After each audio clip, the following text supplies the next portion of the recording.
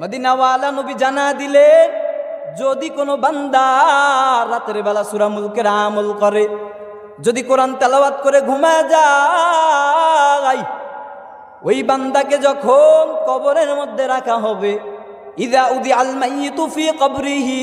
জাআল কুরআনু ইনদা রাসিহি, যখন কোনো মানুষ মারা যায় আর ওই মারনেওয়ালা মানুষটা যখন কোরআনওয়ালা হবে, তার ভেতরে যখন কোরআন থাকবে, কোরআনের মহাব্বত নিয়া নিয়া জমিনের মধ্যে যখন চলবে, মদিনার নবী জানা দিলেন,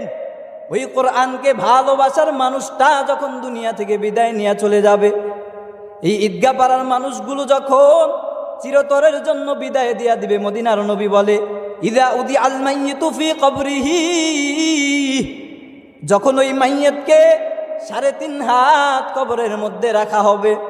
জাআল কুরআনু ইনদা রাসিহি, মদিনার নবী জানা দিলেন, ওই মাইয়িতকে রাখার সাথে সাথে কোরআন মাথার সামনে চলে আসবে।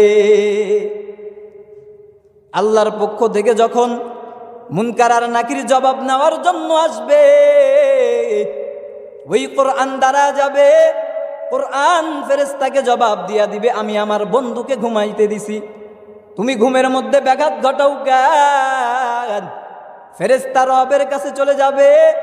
আল্লাহকে গিয়া জানা